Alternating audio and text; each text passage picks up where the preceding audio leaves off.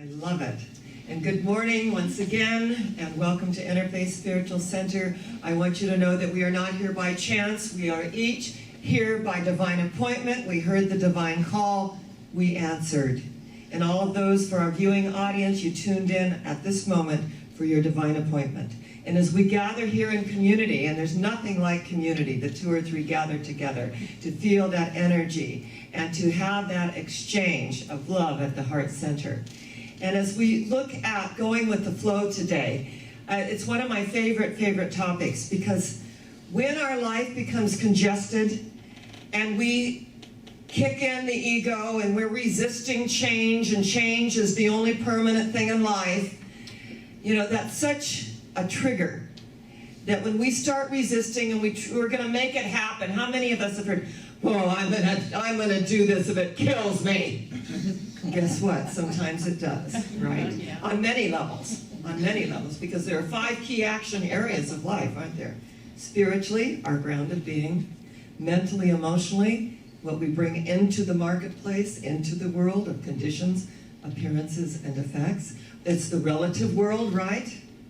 And then we look at energetically the opportunity that we have physically to feel that energy and that health, and that sometimes we resist what's going on in the body instead of just surrendering to it, realizing that we are cleansing.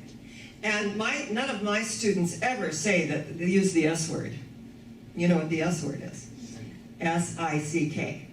We are cleansing, because when we are cleansing, we're sending a message to ourselves at a DNA cellular level. We're sending a message. And I was in the grocery store one day, and he said, "Would you like help out?" And there were, quite a, bit of groceries.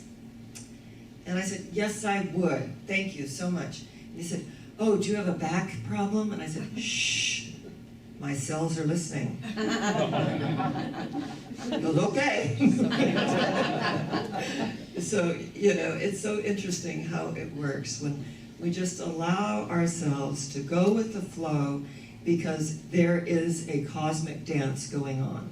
And I saw something on Facebook. It was a picture of fish, and then the little caption was, "Only dead fish go with the flow." And people think they're so, they're so sophisticated, and they're so kitschy, and they're putting this out there. And I just write, "I didn't know you were dead. Oh, interesting." And then going with the flow is a cosmic voice within us. It is trusting the oceanic principle of the universe to go in a higher direction and to resist not. Jesus, who became the Christ through his own evolution, said, "Resist not, and agree with thine adversary quickly." And when he said also to turn the other cheek, it was to turn away from the negativity. Resist not what is going on, embrace it. The Zen Buddhists say, embrace tiger. And when we embrace it, it disappears in the natural process of life itself. I love, one of my colleagues said he was at a retreat center, and it was the hot springs. You know how we love the hot springs, don't we? Just feeling those minerals. And he had traveled all day long and driven hours and hours and hours. And he finally got there, and it was, at midnight it was closed, and the restaurant wasn't open, and he was hungry, but he got into his room and went out into the pool, and it was just so wonderful, and he realized, I'm famished. And he goes, I just got to kind of go with this. And he felt the minerals soak in to his muscles and to relax him as he breathed into the energy. And he thought, I just have to let go of, if I have to be hungry for a few hours, it's okay. I'm just going to go with the flow.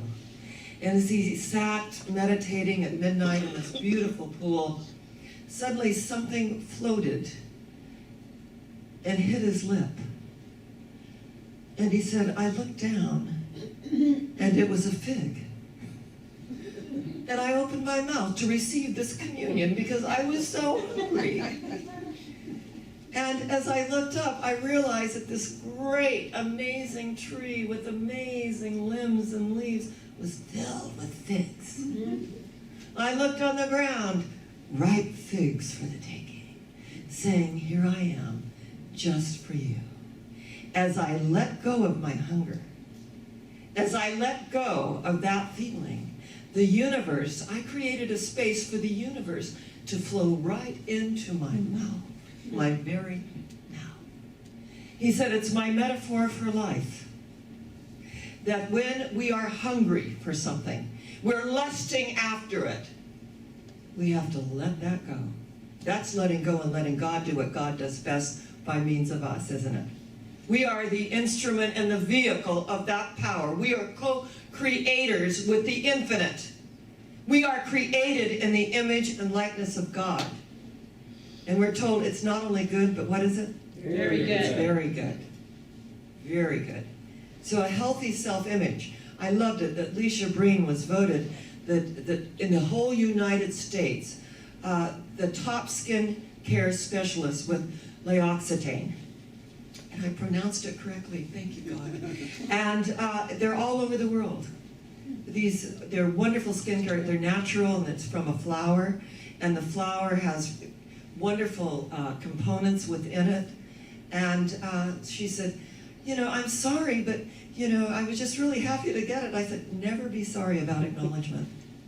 You see, we are brought up that, who do they think they are? Tooting your own horn. Yeah, well, you know what? I earned it, I received it, I'm joyous. And I'm so happy. And what I know is that when something good happens for you, I'm as happy as if it happened to me, because there's only one. There's only oneness. Your success makes mine possible. My success makes yours possible. So when you have good stuff happening, and I have a lot of students that have published their books. You know, I publish booklets. I'm yet to publish my books. And I'm thinking, oh, they published their book, and I'm still working on mine for 20 years. How dare them? No, I think, fantastic. It creates the space for mine, right? And I remember Louise Hay, when we were standing in front of her house in Solana Beach, and she had, You Can Heal Your Life, and she said, Sharon, this book bought this house on the ocean. My little You Can Heal Your Life. So when we do what we love and we love what we do, prosperity follows. Isn't it wonderful?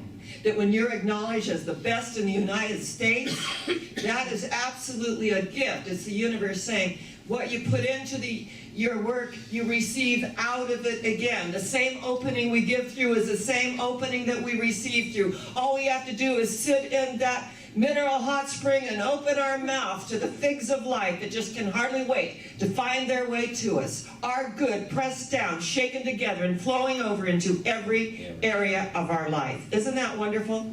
That's how it works. When we open that space. And each of us, we're part of the Rainbow Tribe, the Hopis. You know, had it long before the gay community. I want you to know that. And before that, believe it or not, it was Noah. He said, when the rainbow appears, I'll remember the everlasting covenant between me and all living beings. And that rainbow is within us. It is a consciousness that allows us to open the space to feel that power and that presence. My grandson sent me a little card that he made. He's 6 years old, and he goes to the top, it's the top private school in the whole nation. It's called the Challenger. And he said, oh, Mima, I just love learning. I just love it. And I said, I'm so happy that you love learning. And he sent me this wonderful card and that he drew. And what was so great, he put in it, you know, happy Grandparents' Day, Mima. And he says, I hope you're having a good one. So I called him and I said, well, of course I'm having a good one, because I've got your picture right in front of me and all that we do together. And he said, well, I'm going to see you so soon.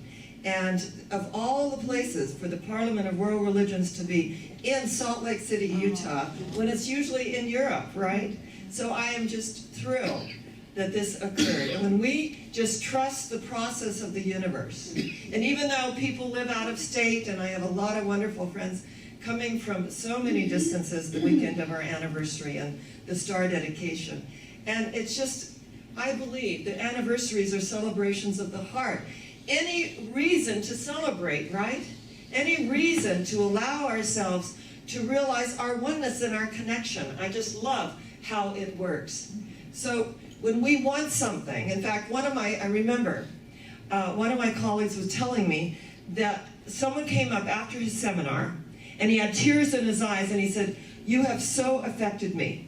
And he said, "I was ready to go. I had done my work. I wanted to get out the door. Here he is, tears in his eyes." He said, "I want to tell you something." He said, "I was feeling so lonely. I wanted a relationship so badly." And he said, "I looked in the personal ads. I went online. I met, interviewed, and they interviewed me. And I was meeting somebody on a park bench in New York." And he said, "I got there early, and she wasn't there yet. So there was a redheaded woman that was sitting there waiting for her friends. We got into conversation, and we had just such a wonderful connection. And then my date got there. We went out for the whole day, and I realized this is not it. This is not the energy that I want in my life." And I kept thinking about the redheaded woman. And I thought, why didn't I get her number? Oh my God, I always do this to myself. A good opportunity comes up, I blow it. He said all this negative self-talk kept coming up. And he said, "Then I saw your ad, looking in for number one. And so I came to your seminar. And I just thought, I got to do my own work. I have to have a relationship with myself. I can't be looking outside of myself for somebody to save me." And I went to your seminar. I sat down. And guess who was sitting across from me? That redheaded woman. And he said, "I want you to know how much this has meant to me." And he said, "If you'll excuse me, we're going out to coffee now." But thank you, thank you, thank you. So we never know. We think we blow it, but when he let it go, didn't he? He went to a spiritual seminar. He realized if not this God, then something better. And absolutely opened himself up for his good, pressed down, shaken together, and flowing over into every area of his life. And that's why I love our way of life, is that there is a cause and effect relationship. I have these wonderful women that moved next door to me, Jeff and Jack, who I assisted in their marriage ceremony. They lived there almost 14 years, and yesterday was my anniversary of 14 years of living in Palm Springs when I moved in on 10/10/02. Tomorrow is my 40th anniversary in the ministry. So all the great things that have happened to me in the fall, including having a child November 8th, and that whole Libran energy of balance, of harmony and balance and beauty. And so these two wonderful women, I went to her 40th birthday, and everyone was there, wanted to know about our way of life. And it was a joy to share about our way of life. I said, we believe in the oneness of all life. We believe that beyond color, race, creed, and sexual orientation, we are one, that we came in as babes knowing this information. That we believe that there is a cause and effect relationship, that we create our own reality. And that the more we grow, unfold, and evolve, the greater our universe is, because this is not the real world out here. This is the relative world of conditions, appearances, and effects.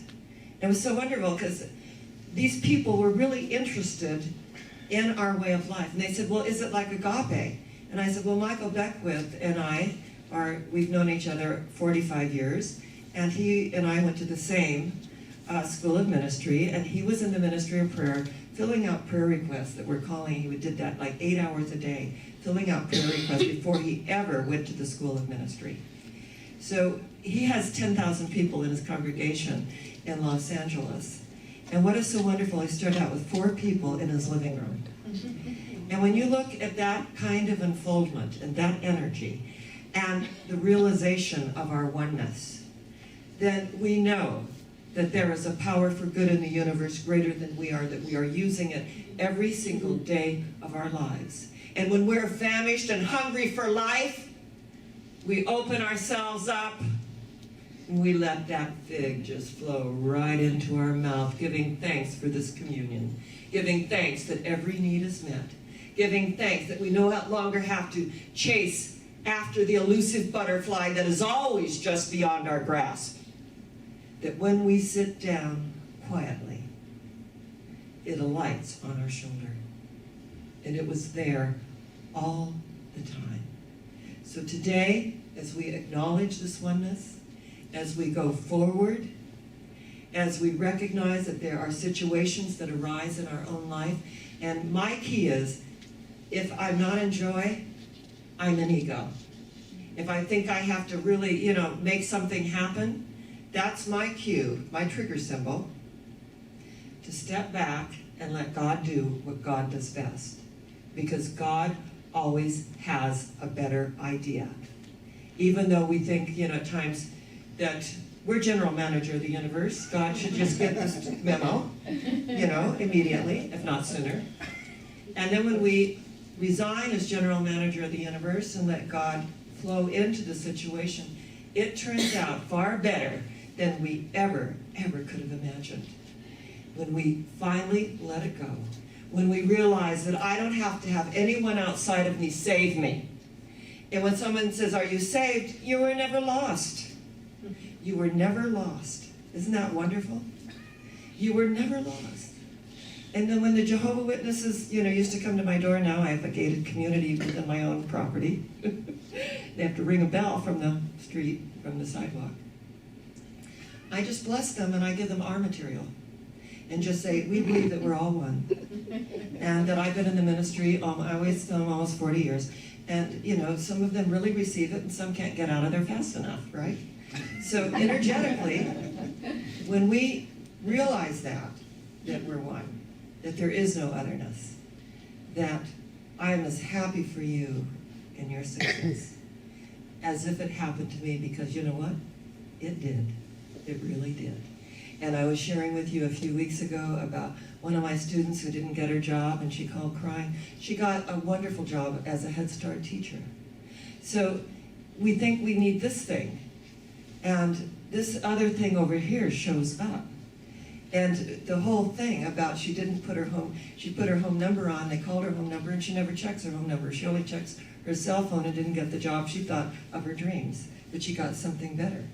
Because God always has a better idea. Let's just relax in the pool.